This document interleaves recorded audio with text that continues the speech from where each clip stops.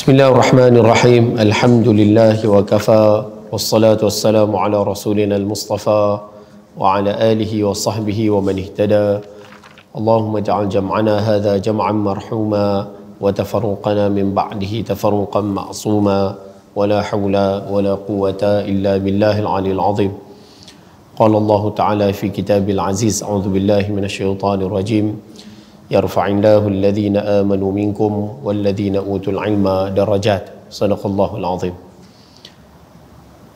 Alhamdulillah, kita rafa'kan kesyukuran pada Allah Subhanahu wa taala. Pagi ini pagi yang ke-16 daripada bulan Zulhijjah 1443 Hijrah. Allah masih lagi panjangkan usia, berikan kita kelapangan, kesihatan, sama-sama berada dalam majlis ilmu pagi ini. Mudah-mudahan pertemuan kita ada manfaat dan kebaikan dunia dan akhirat, insya-Allah. Ayah-ayah, ibu-ibu yang rahmati Allah Ta'ala sekalian, yang pertama macam biasa, siapa yang masih lagi belum niat i'tikaf dalam masjid untuk ilmu, boleh niat sekarang. Mudah-mudahan keberadaan kita dikira sebagai satu ibadah di sisinya, insya-Allah. Itu yang pertama. Yang kedua, saya ulang balik apa yang saya sebut pada bulan lepas. Ada satu riwayat daripada Sayyidatina Hafsah radhiyallahu ta'ala anha, ni Ummul Mukminin, isteri baginda sallallahu alaihi wasallam. Kata Sayyidatina Hafsah, Rasulullah sallallahu alaihi wasallam tidak pernah meninggalkan 4 perkara. Maknanya sepanjang kehidupan Sayyidatina Hafsah dengan Nabi SAW, Sayyidatina Hafsah melihat baginda SAW ni dalam kehidupan tu tak tinggal 4 perkara. Jadi kalau boleh kita ambil lah 4 perkara ni, sama-sama jaga. Yang pertama, baginda SAW tak pernah meninggalkan puasa 3 hari sebulan. Nah, ni sumber kekuatan lah kepada kita. Puasa 3 hari sebulan. Kita duk tahu selama ni puasa 3 hari ni hari putih, 13, 14, 15 bulan Islam. Boleh tak? Boleh. Ada ketika puasa hari hitam. Hari hitam ni 27, 28, 29, ujung bulan Islam. Tapi pandangan yang paling kuat adalah pandangan Imam Malik. Imam Malik berpandangan, Imam Malik bagi pandangan 3 hari sebulan ni bila pun tak apa. Maksudnya dalam sebulan tu, sebulan Islam bagi ada 3 hari kita puasa sunat. Jangan tak ada langsung ya. Betul, kalau boleh yang mengaji pagi ni bakat-bakat khatiak lah. Nah, tambah dalam usia kita lah, ada yang 40, ada yang 50, 60 pun ada. Kan? Jadi kalau boleh 3 hari sebulan ni jangan tinggal. Nah, khatiak lah macam mana pun, hari apa pun tak apa, ejah lah. Paling tidak dalam sebulan ada 3 hari yang kita puasa. Melainkan bulan Ramadan lah, Ramadan pun duk pegang 3 hari juga jam. Satu. Yang kedua, kalau lebih pada 3 hari lagi bagus lah. Maknanya minimum tu bagi 3 hari bagi ada. Yang kedua, qabliyah subuh bagi Nabi SAW tak tinggal. Jadi kita kalau terlepas qadha lah. Yang ketiga, beramal pada 10 hari pertama bulan Zulhijjah. Yang ni kita bagi dah hari tu, dah lepas dah 5-6 hari dah lepas. Makna bila tiba bulan Zulhijjah, baginda manfaatkan dengan amal ibadat. Yang keempat, beramal pada 10 hari pertama bulan Muharram. Jadi kalau boleh 10 hari pertama tu manfaatkanlah dengan kebaikan. Mudah-mudahan Allah Ta'ala berikan kita kebaikan yang banyak sepanjang kita hidup atas muka bumi ini, insya-Allah. Baik, ayah-ayah, ibu-ibu dan rahmati Allah Ta'ala sekalian, selesailah tu sebagai mukadimah. Pagi ni insya-Allah kita sambung kembali perbincangan kitab kita. Kita nak tengok tentang kitab 40 hadis pilihan susunan Ustaz Haji Abdullah bin Haji Abdul Wahab, wa nafa'ana bi'ulumihi wa bi kitabihi fi darini amin ya rabbal alamin. Yang mana kitab ni menghimpunkan hadis-hadis yang membicarakan tentang ilmu kemasyarakatan, ilmu yang membicarakan tentang hubungan sesama manusia, ilmu yang membicarakan tentang cara kita nak menguruskan manusia. Pagi ini insya-Allah kita akan sambung pengajian kitab kita ni pada muka surat yang ke-124, tajuk ke-33 daripada kitab kita ini. Yang mana tajuk pada hari ini adalah berkaitan dengan sedikit tazkirah ataupun kita beri peringatan lah kepada manusia, kepada kita ni selaku manusia.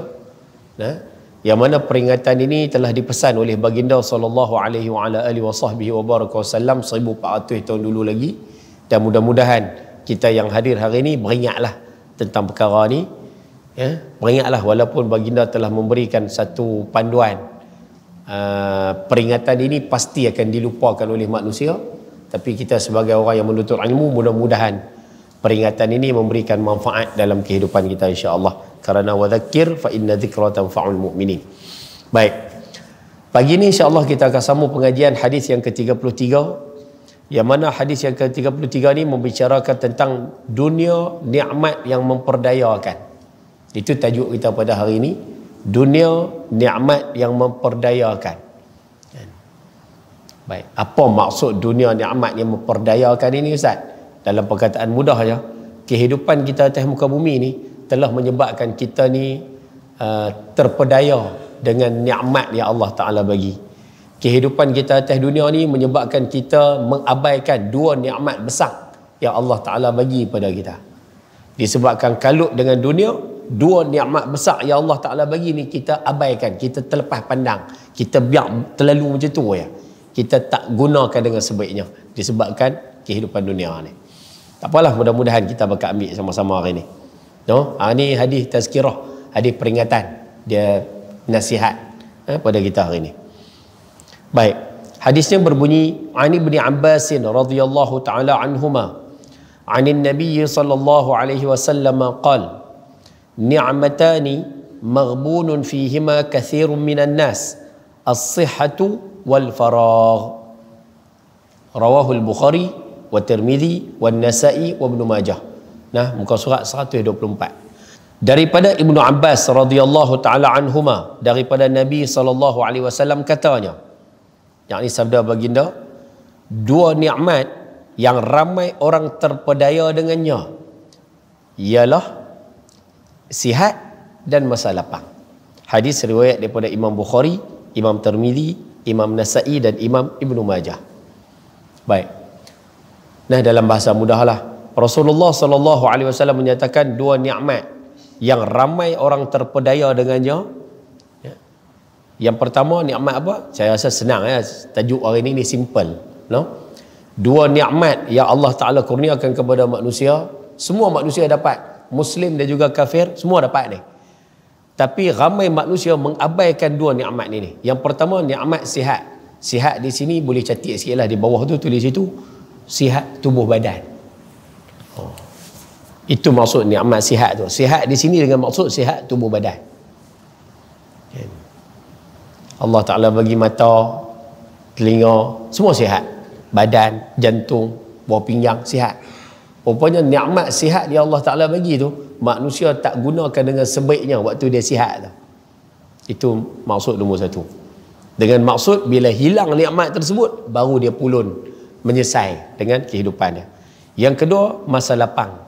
Masa lapang ni, dalam kitab dia tulis faragh, masa lapang. Dalam buku kita pun dia tulis masa lapang, masa kosong. Tapi ayah boleh buat catatan sikit di buku tu, tulis kat masa lapang tu, yang pertama tulis masa yang kosong. Dan maksud dia masa yang kita tak kalut. Ya, masa kosong. Tapi poin yang ataupun terjemahan yang saya rasa lebih menarik untuk saya kongsi hari ni, apa yang pernah disebut oleh almarhum Tuan Guru Abdul Aziz Ni'mat. Waktu beliau membacakan hadis ni, beliau sebut berkaitan dengan sihat tu satu, sihat tubuh badan. Tapi faragh tu dia terjemah, dia tak terjemah masa lapang, dia terjemah kesempatan. Nikmat yang manusia rajin buang ni, nikmat yang manusia tak ambil manfaat betul-betul ni. Yang kedua adalah nikmat kesempatan. Contoh macam ni lah, bagi senang. Allah Ta'ala bagi kesempatan kita muda, tapi kita tak gunakan masa muda tu dengan baik. Tuhan bagi kita ada kesempatan, ada masa Tuhan bagi kita kaya, tapi tak guna masa kaya tu dengan baik. Allah Ta'ala bagi kat kita kesempatan buat kebaikan. Contohlah, Allah Ta'ala bagi rezeki boleh pergi Mekah, buat umrah, buat haji. Contohlah ambil buat haji, 50 hari duduk di Mekah tu. Tapi 50 hari tu, dia tak ambil kesempatan masa duduk di haji di Mekah tu, buat kebaikan banyak-banyak. Bila balik lepas habis dah kesempatan tu, baru dia menyesal. Itu maksud faragh, kesempatan. Semua manusia Tuhan bagi kesempatan, tapi waktu dia dapat kesempatan, dia tak guna kesempatan tu. Bila terlepas kesempatan tu, baru dia menyesal. Faham tak bahasa Allah? Dia panggil faragh. Dan ada terjemah masa kosong, ada yang terjemah kesempatan. Dan inilah dua nikmat yang semua manusia abaikan. Ya, sebab tu kita yang mengaji hari ni pun kita sebenarnya mengabaikan benda ni, tapi kita pakat-pakat beringatlah. No, insya-Allah. Baik, cuba tengok huraian. Huraian poin nombor 1 ni, pengarang kitab kita ni ulas sikit tentang maksud nikmat. Apa maksud nikmat tu Ustaz? Kan? Nikmat, apa maksud nikmat tu? Ni'mah tu. Baik. Yang dimaksudkan dengan nikmat ialah, yang kata nikmat ni apa? Kan dalam hadis sebut dua nikmat. Nikmat tu apa maksud dia? Yang dimaksudkan dengan nikmat ialah keadaan ataupun suasana hidup yang baik yang dilimpahkan Allah kepada hamba-Nya. Apa-apa suasana ni, apa saja keadaan yang Allah Ta'ala bagi pada manusia, yang mana keadaan tu manusia rasa baik, itu adalah nikmat daripada Allah Ta'ala. Ayah-ayah yang ada di sini, Allah Ta'ala bagi suasana yang kita senang, seronok, gembira. Apa saja suasana yang kita dapat, itu sebenarnya nikmat. Apa saja perasaan baik yang kita dapat, itu nama dia nikmat. Apa saja keadaan yang bagi kita rasa baik, itu nama dia nikmat. Tak kira lah apa, ada setengah orang dia dapat duit banyak, dia kata oh ni nikmat daripada Allah. Okey, dia gembira dengan harta yang banyak. Ada orang dia tak perlu pun harta yang banyak, dia boleh tidur lena, itu pun nikmat. Dia tak ada pun harta banyak, tak ada Ustaz, tapi dia boleh pejam mata lena, itu nikmat. Ada orang Allah Ta'ala bagi anak 5 Ustaz, tapi 5 tu tak menyusahkan dia, itu nikmat lagi dah. Dia tak perlu harta. Kadang orang nampak harta, itu bukan harta, tapi anaknya tak menyusahkan dia, itu nikmat. Ni boleh main mengaji, ini nikmat. Jadi bila sebut perkataan nikmat ni, apa saja suasana yang baik yang Allah Ta'ala bagi, itu namanya nikmat. Okey, selesai. Contohnya, ni pengarang kita buat contoh. Dia kata contoh, tapi contoh-contoh ni semua contoh habuan dunia lah, kan? Tak apalah. Misalnya contoh, seorang fakir yang dikurniakan Allah rezeki yang boleh mengatur dan memperbaiki hidupnya, itu nikmat.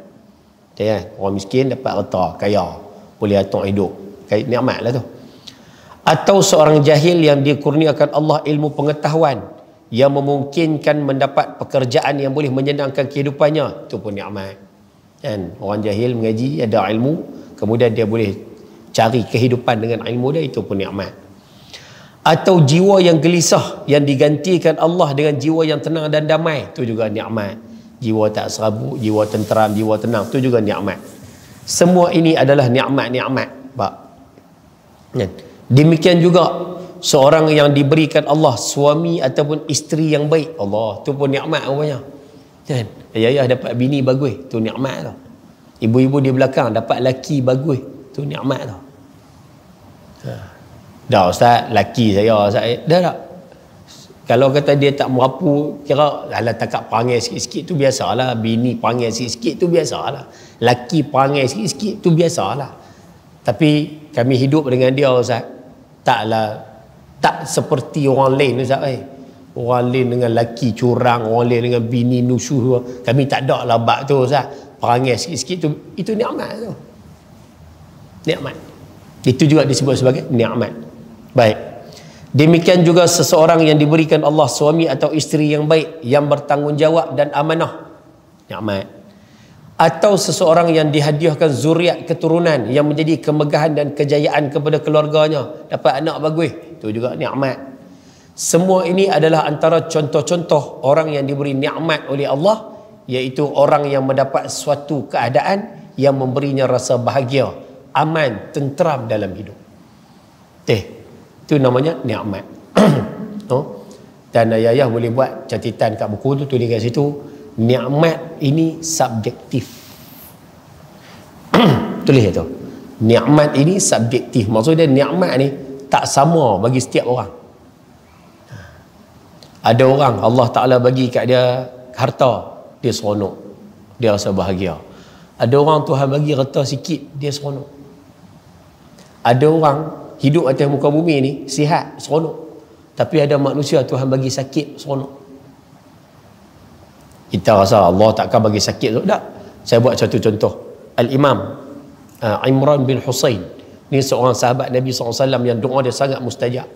Sehingga disebut dalam kitab sejarah, malaikat menziarahi dia setiap hari. Setiap hari malaikat ziarah dia. Ni sahabat. Tapi kalau pasal doa dia mustajab, siapa mari kat dia semua dia doa. Tapi dia lumpuh. Dan dia tak pernah mendoakan bahawa dia sihat. Dia tak pernah doa pun bagi diri dia sihat. Orang mari doa semua dia suruh, orang suruh doa semua dia doa. Dan doa dia mustajab. Tapi dia tak pernah doakan diri dia sembuh daripada sakit yang dia hadapi. Sebab apa? Baginya sakit itu nikmat. Kita tak lepas api pada tahap tu. Lepas cerita lah. Rupanya tu yang saya kata tadi, nikmat dia tak sama setiap orang. Sebab tu kita jangan ukur nikmat yang kita dapat dengan nikmat yang orang lain dapat. Kita nikmat yang Allah bagi, Ta'ala bagi pada kita, manfaat kalau nikmat kita tu. Boleh dapat saya kata tu. Jangan duk tengok nikmat orang. Jangan duk bercakap bagus dia tu dapat macam-macam tu, aku tak ada. Jangan. Nikmat ni subjektif. Tapi antara nikmat lain, nikmat besar, nikmat Islam. Tu nikmat besar tu. Islam ni nikmat cukup besar. Allah Ta'ala bagi seseorang tu kenal ajaran Islam. Tu nikmat cukup besar. Nikmat iman cukup besar. Tapi nikmat Islam akan dirasakan nikmat bagi orang yang faham ya. Orang yang faham dia akan rasa Islam ni nikmat. Syukur Tuhan bagi aku Islam. Cuba kalau bayar aku beranak-beranak, kalau pak aku wal-ayazubillah, contoh lah, aku beranak-beranak daripada kecil tu, beranak-beranak, pak calik 3, mak ada 1. Tak, benda ni bukan kita boleh tu. Cuba bayang kalau kita beranak, pak kita macam tu, mak kita macam tu. Kemudian pula kita dibesarkan dalam keluarga tu hari-hari Islam jahat, Islam jahat, Islam jahat. Ni saya tak kata kat siapa, ni secara umum kita ambil pengajaran ni. Diajak pula Islam jahat, Islam jahat. Pi di sekolah Islam jahat, balik di rumah Islam jahat. Hang jangan duk kawan dengan orang Islam. Agak-agak kalau kita lahir dalam keluarga yang macam tu, kehidupan macam tu, agak-agak lah kita duk nak.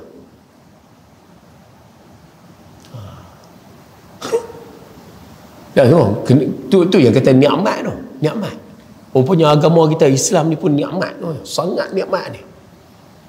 Nikmat iman, nikmat tu. Nikmat Quran, iman, nikmat tu. Nikmat.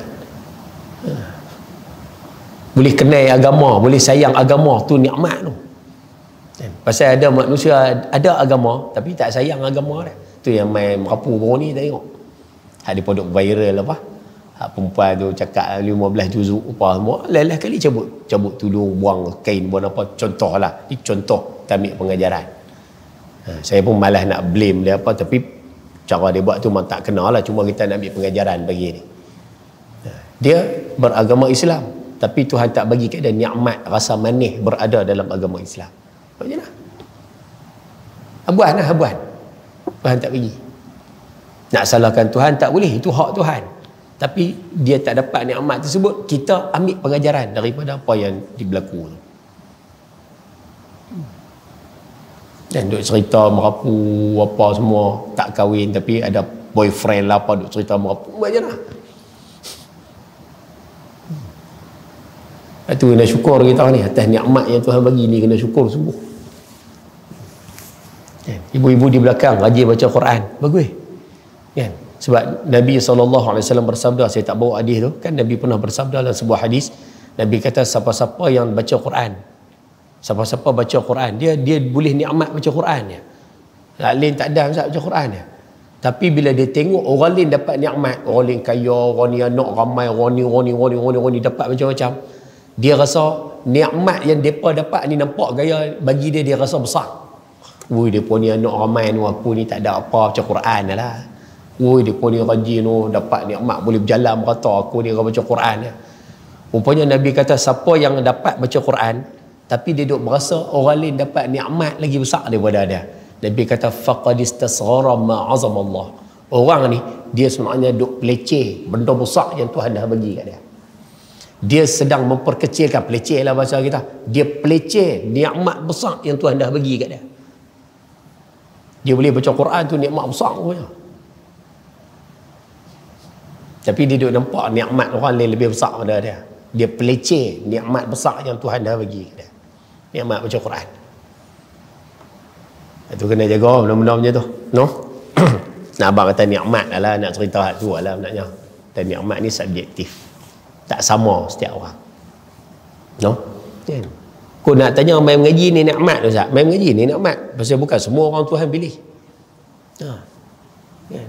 Ayah-ayah yang ada di sini terlibat, contoh lagi contoh, terlibat dalam memperjuangkan Islam. Sama agak, bukan semua orang Tuhan pilih. Orang yang nak pegang khazanah Tuhan atas muka bumi ni bukan semua orang. Orang yang Tuhan pilih ya. Alam Tuhan, Tuhan pilih. Ada orang jaga Quran yang Tuhan punya. Quran tu milik Allah Ta'ala. Allah Ta'ala pilih orang tertentu je apa Quran. Hadis Nabi SAW, orang tertentu je Tuhan pilih apa hadis. Bukan semua orang. Kira setiap khazanah Tuhan atas muka bumi ni Tuhan pilih penjaga-penjaga dia. Maknanya semua perkara ni Tuhan pilih. Sebab tu bila kita diberikan nikmat perkara tersebut, jaga elok-elok. Saya Tuhan tak bagi semua. Baik, cuba tengok poin nombor 2. Poin nombor 2, siapa ada kitab boleh tulis sekali lah kat tepi buku tu. Tulis tu, inilah sifat manusia. Tulis siap pun tak apa. Baik. Poin nombor 2, pengarang kitab kita peringatlah sikit. Dia nak sebut apa? Yang pertama dia sebut nikmat. Okey. Oh, sebut nikmat, lupa tu satu benda. Saya ada jumpa tak tahulah ada orang dia teringin nak buat anak ada nama Muhammad Ni'mat.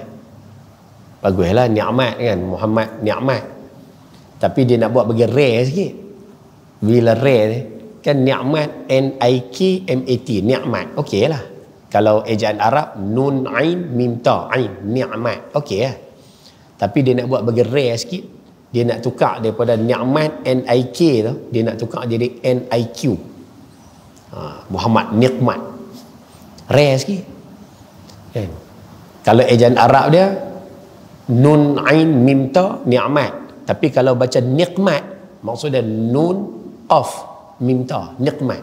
Sedangkan nikmat ni maksud dia lain tau. Nikmat maksud dia benda baik. Maksud dia benda baik yang diberikan nikmat. Tapi kalau nikmat maksud dia benda buruk. Ataupun kita terjemah dalam bahasa kita adalah celaka. Lari satu huruf ya, makna lari tu. Dan tu kalau nak buat nama anak jangan ada orang mereka merapik kan. Tanya orang semua. Nak buat Muhammad nikmat. Oi, nikmat tu maksud dia benda buruk lah, benda tak elok. Lari satu huruf ya, ain dengan qaf ya, makna terus lari. You know, sebab tu kena jaga. Poin nombor 2. Manusia selalu lupa dan lalai mengingat siapa yang berhak untuk diingati. Inilah sifat manusia. Manusia ni dia selalu lupa siapa yang bagi. Kan? Dalam surah Sabah Allah Taala sebut siap-siap dah. Quran dah cerita lama dah. Wa qalilun min ibadiyasy syakur.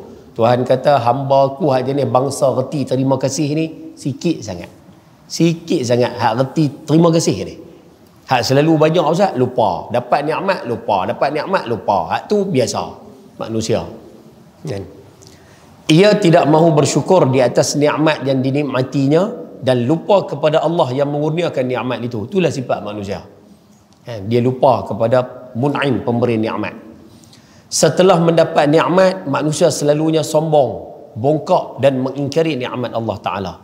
Manusia sama ada Muslim ataupun kafir, sama bila dapat nikmat kurniaan Allah Ta'ala, dia lupa pada Tuhan. Orang kafir, orang Islam lupa cara orang Islam lah. Orang kafir, dia lupa cara orang kafir. Tuhan kata nikmat kena jaga elok. Tuhan bagi nikmat Pulau Pinang elok, jaga elok. Duk buat ikut suka sampai langgak apa yang Tuhan kata jangan rosakkan, kita rosak dan sebagainya. Nikmat tersebut bila kita tak manfaatkan, kita langgak pula rosakkan nikmat pemberian Tuhan, habis. Kan? Abang kata jangan sombong. Nikmat yang Tuhan bagi ni jangan sombong. Pasal nikmat dia bagi ni dia pinjam, dia boleh ambil balik. Itu kita kena faham. Kan? Allah Ta'ala berfirman dalam Al-Quran, afabil batili yu'minun wa bi ni'matillahi hum yakfurun. Suratul Nahli ayat 72. Dalam Quran Allah Ta'ala sebut, adakah mereka percaya dengan yang batil? Kan? Yang batil itu maksudnya yang bercanggah dengan agama Islam. Adakah mereka percaya dengan yang batil dan kufur dengan nikmat Allah Ta'ala? Ya, itu soalan yang Allah Ta'ala tanya dalam surah An-Nahli ataupun An-Nahlu, samalah. Ya. Allah Ta'ala selalu meminta supaya manusia mengingati nikmatnya dan bersyukur kepadanya. Yang tu satu daripada sifat yang saya rasa semua kena sedia maklum. Allah Ta'ala minta kita ingat nikmat dia. Allah Ta'ala suruh kita syukur dengan segala nikmat dia. Sebab tu jangan lekang daripada mulut Alhamdulillah, Alhamdulillah, Alhamdulillah. Saya rasa bagi dah kot di sini dulu. Saya ingat tak saya pernah bagi ya? Ya tak bagi kot. Kalau kita tengok antara doa yang diajar oleh Nabi SAW, simple lah. Dapat nikmat baik dengan dapat nikmat buruk. Tengok lah, doa dia lebih kurang ya. Tapi kalau tak hafal pun tak apa, kita boleh tangkap poin dia. Tengok lah. Bila dapat satu-satu benda baik, apa saja nikmat baik kita dapat, banyaklah doa kita diajak. Tapi salah satu dia, Nabi ajarkan kita baca doa, Alhamdulillahilladzi bini'matihi tatimmus salihat. Itu antara doa dia. Alhamdulillahilladzi bini'matihi tatimmus salihat. Alhamdulillah, segala puji bagi Allah, alladzi yang bini'matihi, dengan nikmat yang Tuhan bagi ni, tatimmus salihat, menjadikan kita lebih taat kepadanya. Lebih taat kepada Allah. Segala puji bagi Allah yang mana dengan nikmat yang dia bagi ni menjadikan kita ni menyempurnakan kesalehan. Maksudnya menjadikan kita lebih taat lah. Okey, selesai. Dapat nikmat baik, doa tu diajak. Tak apalah, tak rapai Ustaz, tak apa. Bila dapat benda buruk, apa saja benda buruk kita dapat, Nabi ajak kita baca doa, Alhamdulillah ala kulli hal. Segala puji bagi Allah, Alhamdulillah, segala puji bagi Allah ala kulli hal, atas segala sesuatu. Dapat benda baik, Alhamdulillahilladzi bini'mati tatimmus salihat. Dapat benda buruk, Alhamdulillah ala kulli hal. Kalau tengok antara dua doa ni, yang sama dekat mana? Sama dekat Alhamdulillah. Sebab itu kunci mudah dia. Lepas ni jadi apa pun, Alhamdulillah. Tu ya. Ni Tuhan bagi haji dengar kata naik pangkat, Alhamdulillah. Ni dengar kata anak nak nikah, Alhamdulillah. Dengar kata ada orang yang kira anak, Alhamdulillah. Alhamdulillah. Ni dengar kata tak boleh pergi haji, kena tipu dengan syarikat, Alhamdulillah. Pernah jumpa ada orang jenis macam tu? Dia kena apa pun, Alhamdulillah. Hak baru ni kan tengok ada syarikat tipu tu kan. Hak syarikat tipu tu memang salah lah. Tu selesai lah. Kita nak bicara hak nak pergi haji 400 orang. Ayah-ayah, ibu-ibu jangan lupa nah. Kan? Kadang-kadang ada manusia dia tak pergi menunaikan haji di Mekah, tapi berkat usaha dia, niat dia, apa kita panggil usaha dia lah, ikhtiar dia dapat pahala haji insya-Allah. Mudah-mudahan. Pasal dulu dalam sejarah ada dibuktikan. Dalam sejarah kan ada cerita kan. Abdullah bin Mubarak kan dia bersiap nak pergi haji tu. Siap nak pergi haji. Satu hari sebelum dia nak pergi haji tu, dalam dekat-dekat nak pergi haji dah, dia tengok jiran dia keluar daripada rumah, pergi kerat bangkai kaldai, buat masuk dalam rumah. Bangkai kaldai mati, pergi kerat pohon tu, buat masuk dalam rumah. Kaldai haram dimakan, satu hari dah. Haram dimakan tu satu hari dah. Dah bangkai pula, haram lagi. Jiran dia pergi kerat, buat masuk dalam rumah. Dia pergi bagi tahu jiran dia, kata tak boleh. Mana boleh makan kaldai. Dah kali tengok, jiran dia kata apa? Daging kaldai ni haram untuk kamu. Untuk kamu tak boleh, tapi untuk aku boleh. Untuk kami ni boleh. Pasal apa? Rupanya jiran dia sedang miskin, teruk, fakir teruk. Nak makan tak ada. Jadi darurat sangat dah, tak makan boleh bawa pada kematian. Sebab tu pergi keluar kerat kaki kaldai. Last kali dia buat apa? Dia kata tak boleh bagi aku untuk menunaikan haji, sedangkan jiran aku ni susah. Tak boleh aku pergi haji. Dia ambil duit nak pergi haji tu belakang, bekalan semua tu, rak pergi bagi terus kat jiran tu. Dan rupanya tahun tu, orang-orang yang menunaikan ibadat haji di Mekah, mereka mendengar, ada yang kata mimpi lah, apa macam-macam lah, tapi point dia, mereka mendapat berita haji yang dilakukan oleh orang hak buat ni, dia tak pergi haji pun. Dia ambil reta dia nak pergi haji tu, pergi bagi ke orang miskin. Rupanya dia dikira mendapat pahala ibadat haji. Di atas usaha dia pergi bagi reta ke orang. Sama macam geng ni, nak pergi semua siap dah. Kan? Bukan habis sikit, kita habis dekat 14,000 ya. Depa apa 75,000 pun ada, 40,000 pun ada. Kan? Angka yang besar. Kan? Mudah-mudahan mereka juga mendapat pahala haji walaupun mereka tak pergi ke Mekah pada tahun ni. Ujian tu ujian tu. Tapi ada hak pi tu. Sampai-sampai tak apalah buat jenah, alhamdulillah lah ujian Tuhan untuk kami. Alhamdulillah ni. Yang ni yang kita mau, kalau boleh sampai tahap macam ni kira kemas. Kan? Ibu-ibu boleh. Kan? Suami balik abang, apa? Abang kahwin lain. Alhamdulillah. Boleh tu. Kalau boleh tu kira kemas.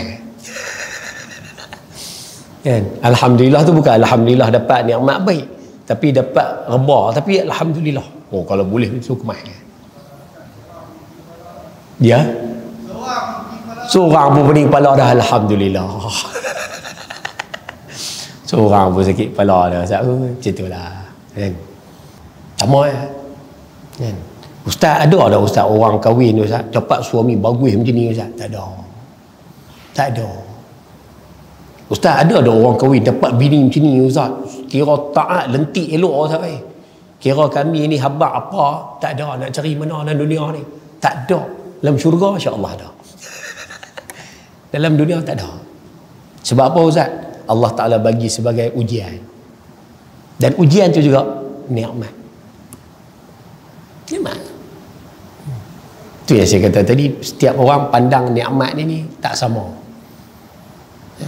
Kita dapat bini serabut, kita stres. Tapi ada para ulama dulu, tu saya cerita dulu, ada ulama karang kitab Safahat min sabril ulama wal muluk wal hukam kun ala zaujat. Cerita pasal orang-orang dulu, orang ulama dulu, orang alim dulu sabar dengan bini. Rupanya orang dulu bini dia pun lagi sekan. Ada yang balik rumah, balik dah, apa nama kaki perempuan ni. Kaki perempuan dia kata kat lelaki dia, padahal lelaki dia orang alim. Balik dah ni penzina ni. Bini dia kira mi petik je nak kata apa.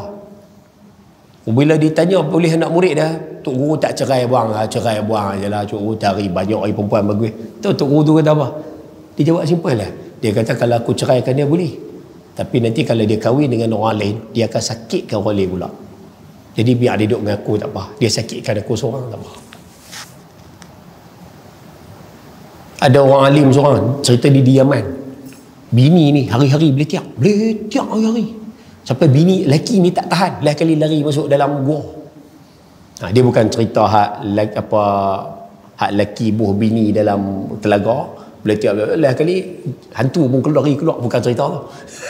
Hak tu pun ada dia kata aku duk aman dalam telaga ni, tengok siapa dia tau masuk tadi duk beletiak lah ni, aku tak tahan, hantu pun lari keluar. Bukan hak tu. Hak tu tak tahu lah kan cerita hak tu pun. Ya. Sorau dia pula. Hantu pula rayu. Tak apa. Ulama ni hari-hari bini ni, mungkin cerita ni boleh ambil semangat paling tidak pujuk kita. Kita pun ambil bagi pujukan lah, pujuk hati. Duk kena beletiak hari pang tak tahan dah kali masuk dalam gua. Rupanya bila duduk dalam gua, duduk senyap dalam gua. Tiba-tiba ada rombongan lalu. Rombongan ni bila sampai dekat tempat depa duduk dalam gua, depa tak tahu kata ada satu orang alim duduk dalam gua tu. Depa duduk dekat pintu gua tu sambil duduk makan. Masa nak makan doa, ya Allah, dengan keberkatan Tuan Guru sekian-sekian ni, orang alim sekian-sekian ni, ya Allah, kau bagilah kami kemudahan duduk dalam gua ni. Kau bagilah kami makanan. Tengok-tengok tu ada makanan. Adalah buah ke apa, ada makanan. Jadi orang alim ni bila dia tengok-tengok, depa ni doa sakan ni, depa doa kepada Allah Ta'ala dengan berkat orang alim sekian-sekian ni, tengok-tengok makanan ada. Kemas ni. Lah kali orang alim ni pergi jumpa dengan musafir yang duduk kat tepi gua tu, tanya, kamu tadi ni mai pada mana? Ni tadi kamu berdoa, kamu sebut nama siapa? Tengok kamu berdoa Allah Ta'ala bagi makanan pada kamu ni. Doa mustajab, doa musafir dah mustajab. Doa dengan berkat orang alim. Tahu musafir tu kata apa? Kami ni berdoa di tempat kami diajak bila berdoa ni, berdoa kepada Allah, minta kepada Allah. Tapi kami sebut dengan berkat nama orang alim sekian-sekian ni. Rupanya orang alim tu, nama hak menyorok dalam gua tu sahab, nama dia. Rupanya dia musafir ni kata, di tempat kami nama yang kami sebut ni nama ni memang orang alim besar namanya. Dia kekasih Allah Ta'ala. Rupanya barulah orang alim hadap nyorok dalam gua ni tahu, rupanya di tempat lain aku ni rupanya kekasih Allah Ta'ala. Tuhan kasih pada aku. Kan? Rupanya bila dengar tu, tak apalah dah kekasih Allah Ta'ala, takkan duduk dalam gua, balik lah. Sampai di rumah buka pintu, tahu bini dia kata apa? Dia kata, abang dipilih oleh Allah Ta'ala untuk menjadi kekasih Allah ni. Abang tahu sebab apa? Salah satu sebab dia, pasal abang tahan saya boleh tiak ya. Sebab saya boleh tiak abang jadi Tok Wali. Sebab saya duk boleh tiak teruk ni, abang jadi Tok Wali. Sebab tu yang mana main mengaji hari ni, kalau bini boleh tiak, sabar, Tok Wali lah tu. Kalau bini boleh tiak pumpang, itu tanda kita ni Tok Wali. Tok Wali ni bukan Tok Wali terbang atas hayang tu, bukan. Dia kata Tok Wali terbang atas hayang, hilang di Sungai Tiram, muncul di Mekah. Bukan Tok Wali tu. Tok Wali ni maksudnya kekasih Allah. Orang-orang yang menjadi kekasih Allah, antara ujian yang Allah Ta'ala akan bagi, bini dia boleh tiak. Jadi kalau siapa dapat bini boleh tiak, sabarlah. Lagi banyak boleh tiak, lagi tinggi wali dia tu. Bini boleh tiak. Boleh tiak, bagus. Tok Wali. No. Ibu-ibu jangan ambil hak ni pula sebagai lesen. Wah, cantik boleh tiak lagi zakat. Kalau lelaki kita faham tak apa, takut lelaki kita tak faham. Dia tak faham, maka roti canai je dah. Balik awal kan. Tengok orang lah. Lelaki tu menyenang kan. Baik, balik pada tajuk sambung. Tajuk pergi sampai ke situ. Allah Ta'ala berfirman, habis. Bersyukur merupakan ibadat dan pengabdian diri kepada Allah. Nanti kita tengoklah dalam bab 38, 39 nanti kita akan mengaji sikit hadis tentang bab syukur. Ujung-ujung kuliah, ujung-ujung kitab kita. Untuk ini Allah Ta'ala mengingatkan bahawa manusia akan mendapat balasan yang buruk jika mengingkari nikmat yang diberikan kepadanya. Allah Ta'ala berfirman, washkuru ni'matallahi in kuntum iyyahu ta'budun. Syukurilah nikmat Allah kalau hanya dia sahaja yang kamu sembah. Maksud dia di sini, ni soalan ni Allah Ta'ala tanya ni. Allah Ta'ala kata, kalau hampa sembah aku, syukurlah kat aku. Syukurlah pada aku kalau hampa sembah aku. Walaupun ayat tu berbentuk pertanyaan, tapi dia bukan ayat pertanyaan lah. Dia berbentuk penyataan. Baik, poin nombor 3 habis lah. Poin nombor 3 ni kita nak tengok sikit 2 nikmat yang manusia selalu buang. Yang ni kita ambil pengajaran lah. Hadis hari ni hadis peringatan ya. Nak peringat kita aja, ada apa. Nikmat sihat ialah, yang kata nikmat sihat yang manusia selalu buang ni, selalu abaikan ni, nikmat sihat ni nikmat apa? Kita tengok. Nikmat sihat yang dimaksudkan dalam hadis ini ialah sihat tubuh badan. Yang kata sihat ni sihat kat mana? Sihat tubuh badan. Dan selamat daripada penyakit. Rupanya tu nikmat Ustaz. Nikmat sihat ni nikmat selamat pada penyakit itu juga nikmat. Ramai manusia yang lalai mengingat Allah sewaktu badannya sihat. Waktu badan sihat, ramai orang lupa pada Tuhan. Tak mau guna kesihatan untuk manfaat pada Allah Ta'ala, tak mau buat amalan, tak mau buat ibadat, tak mau guna untuk kebaikan. Tetapi tersedar setelah ditimpa sakit dan lemah tak berdaya. Tapi bila tak larat, barulah menyesal. Biasalah manusia. Orang-orang yang seperti ini adalah orang yang sia-sia mendapat nikmat tubuh badan yang sihat. Sia-sia. No? Harus disedari bahawa semua orang kena sedang. Kesihatan bukanlah sesuatu yang kekal, suatu keadaan yang kekal. Sihat ni dia bukan kekal dengan kita sampai bila-bila. No? Sihat ni Tuhan bagi saat. Bila habis masa selesai Tuhan bagi, Tuhan tarik. Bila tarik sihat, kita sakit. Hak tu biasa, semua orang sama. Sihat ni bukan sampai mati dah. No? Baik. Harus disedari bahawa semua orang kena sedar bahawa kesihatan bukanlah suatu keadaan yang kekal. Ia mendatang dan menghilang. Dia mai, lepas tu dia hilang. Apabila hilang kesihatan, bila sihat ni hilang, bererti orang telah kehilangan peluang dan kerja untuk kehilangan peluang dan tenaga untuk bekerja. Siapa yang ada kitab atas bekerja tu tulis itu beramal. Bila tenaga dah tak ada, bila sihat dah tak ada, nak beramal payahlah. Itulah. Dengan demikian, tentulah tidak bijak, malah dianggap amat bodoh bagi sesiapa yang tidak merebut peluang keemasan yang diberikan ini untuk beribadat dan mentaati Allah Subhanahu wa taala. Siapa tak guna manfaat masa sihat ni rugi ya. Time sakit baru nak pulun, payah. Sebuah hadis lain yang menguatkan hadis ini menyarankan supaya manusia merebut peluang ini dengan menggunakan untuk beramal kebajikan dan kerja-kerja yang mendatangkan faedah. Hadis ini selalu kita dengar ni. Irtanim khamsan qabla khamsin. Saya baca dulu. Saya nak bagi poin yang lain. Kita baca dulu. Irtanim khamsan qabla khamsin. Syababuka qabla haramik. Wasihatuka qabla saqamik. Wa ghinaka qabla faqrik. Wa firaruka qabla syaglik. Wa hayatuka qabla mautik. Rebutlah 5 perkara sebelum menjelang 5 perkara. Yang ni selalu kita dengar. Rebut 5 sebelum main 5. Maknanya apa? 5 perkara yang Allah Ta'ala bagi ni dia tak kekal. Sebab itu Nabi pesan rebut 5 sebelum 5. Sebab dia tak kekal. Yang pertama apa? Muda.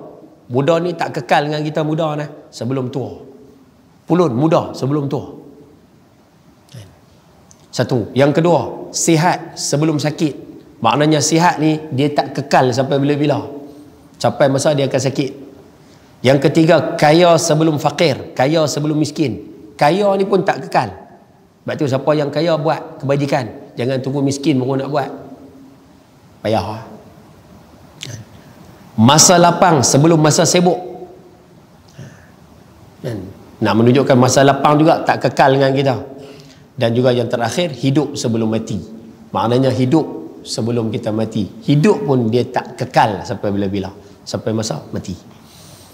Ini saya rasa hadis ni selalu kita dengar. Cuma kalau ayah rajin, siapa rajin tepi muka surat 127 bawah tu kosong kan. Kalau boleh tulis sikit, boleh tulis kat buku tu. Nah, nak susun ayat bagi sedap sikit. Sebab dalam hadis Nabi sebut badiru bil a'mali sab'an. Kalau dalam hadis Nabi SAW bersabda badiru bil a'mal, laksanakanlah ketaatan sebelum datang 7 perkara. Hal tantaziruna, Nabi kata kalau kamu tunggu, kalau kamu ghalid, dia akan mai salah satu pada 7 ni ya. Apa dia Ustaz? Nombor 1 tulis kat buku tu, faqran mansiyan, tulis itu kefakiran yang melupakan. Maknanya kalau tunggu, kalau ghalid, duk tunggu Ustaz, tak guna manfaat betul-betul, tak guna betul-betul apa yang Tuhan bagi ni. Nombor 1 sekali Nabi kata takut-takut mai dekat kamu ni. Nombor 1 sekali faqran mansiyan. Faqrun maksudnya kemiskinan, mansiyan yang melupakan kamu daripada Tuhan. Nabi kata pulun buat amal sebelum mai 7 perkara. Kalau duk ghalid dia takut-takut duduk saja-saja, tiba-tiba pak mai miskin. Bila mai miskin tu payahlah, nak pulun payah. 1. Ataupun yang kedua tulis situ, ataupun kaya yang melampau. Nabi sebut ghinan mutriyan. Ataupun yang kedua Nabi sebut pulun buat amal kebajikan cepat-cepat. Pasal apa? Takut sekali Tuhan bagi perak kaya mengejut. Ayah-ayah yang main mengaji pagi ni, yang ni saya ulas sikit lah. Ada setengah orang dia faham, Ustaz kami kalau kaya Ustaz, kami senang nak buat ibadat Ustaz. Pasal apa? Tak kaluk cari duit lah, tak kaluk cari reta, kami boleh pulun buat ibadat Ustaz. So duk muhung lah. So duk muhung lah. Ibu-ibu di belakang sodok sembang, Ustaz saya kalau kaya Ustaz saya pulun nak buat ibadat, sodok murung. Mana nak letak firman Allah Ta'ala dalam surah Asy-Syura? Tak silap saya lah surah Asy-Syura. Kan Allah Ta'ala sebut law basatallahu rizqa li'ibadihi labaghaw fil ard. Allah Ta'ala kata kalaulah aku bagi keluasan rezeki ni kepada hamba-Ku, kalau aku bagi dia kaya lebih daripada yang dia patut dapat, labaghaw fil ard, dia pasti melampau atas muka bumi. Dalam bahasa mudah dia pasti lawan aku atas muka bumi. Walakin akan tetapi kata Allah yunazzilu biqadarin ma yasha. Tuhan kata aku bagi pada manusia ni memang kadar dia dah. Aku bagi kat dia ni memang patut padan dengan dia dah. Sebab tu yang main mengaji hari ni kita punya kekayaan tak sama kan. Pasal ada orang pencen gaji sebulan sampai 4-5 ribu. Tapi kita saya pencen pun tak ada Makan boleh lah tapi pencen tak ada. Rupanya apa yang kita dapat ni padan dah dengan kita maknanya. Sebab tu saudara minta, ya Allah bagilah aku kaya mengejut. Koklah ada siapa boleh bagi 1 juta. Oh duk berangan. Kan? Koklah ada siapa boleh bagi 10 juta. Dah. Tak dapat tak apa. Dapat. Kita pasti lawan Tuhan dengan kekayaan tu. Baik tak payah dapat. Dah usah lah, dah apanya Allah Ta'ala sebut dah dalam Quran. Dia buat kita, dia tahu lah. Dan tu jangan, kalau boleh doa minta rezeki berkat, jangan ya Allah bagilah aku 1 juta, bagilah 5 juta, bagilah 10 juta, bagilah kalau aku dapat juta-juta aku nak beli rumah semua. Sebab tu lagu tu saya tak pun setuju kan. Lagu apa? Dulu ada satu lagu dia pun nyanyi apa? Kalau aku kaya, kan? Kalau aku kaya, apa, hari-hari hari raya, bibil jiran tetangga aku bayar semua. Kalau aku kaya, aku bawa mak baca-baca lah. Saya dengar lagu tu, pasal dia cengah dengan, tak ada, saya bukan nak komplain lagu tu kan, tak apalah tu lagu, tapi nak sebut Allah Ta'ala sebut dalam Quran, kalau kaya manusia semua lawan Tuhan. Sebab tu jangan minta harta banyak, minta cukup. Jangan minta banyak, minta berkat. You know? Yang ketiga, tulis kat buku tu, Nabi kata kalau kamu pulun, kalau tak pulun, Nabi kata takut mai yang ketiga pada kamu. Apa dia Ustaz? Nabi sebut sebelum datang tua, boleh tulis tu, tua yang merosakkan, haraman mufannidan. Nabi kata kalau ghalib, takut-takut mai tua. 3. Yang keempat, sakit yang memudaratkan. Nombor 4, sakit. Nabi kata jangan tangguh buat ibadat, buat amalan ni, jangan tangguh, cari bekal dia, jangan tangguh. Kalau tangguh, takut-takut mai hak nombor 4 habis. Apa dia Ustaz? Sakit. Mai sakit habis, tak ada nombor apa. Hak nombor 5, nombor 5 ni tak payah bincang panjang lah. Tulis kat buku tu, mati mengejut. Al-mautul faja'ah, mati mengejut. Mati mengejut tak boleh buat apa. Nombor 6, Ustaz kalau tak mati Ustaz, nombor 6 Nabi sebut Dajjal. Nombor 6 tulis itu Dajjal, tulis itu sebelum kedatangan Dajjal. Sebab kalau Dajjal keluar, nak pulun tak ada nah.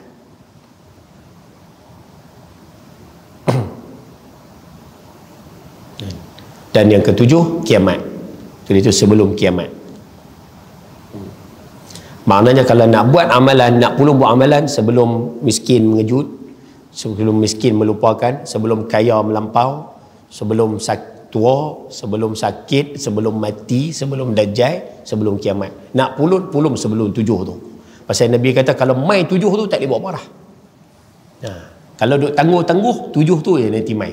Dia mai kita tak boleh buat apa dah. Ada soalan? Ada no? Boleh no? Ibu-ibu yang ada di sini boleh no? Baik. Kita habis. Poin yang keempat, masa lapang. Okey. Masa lapang, apa maksud masa lapang? Ini huraian daripada pengarang kitab. Pengarang kitab terjemah masa lapang ni masa kosong. Ya, tadi saya terjemah masa lapang tu dengan kesempatan. Tak apalah, kita ambil masa lapang kosong dulu. Masa lapang ialah, yang kata masa lapang ni apa? Masa yang aman dan sunyi daripada pekerjaan dan urusan. Masa lapang tu tak buat apa, kosong, tak buat urusan apa. Masa ini fikiran terasa aman. Betul no? Fikiran tenang, perasaan bersih daripada kebimbangan dan kecemasan, tak fikir apa, tenang.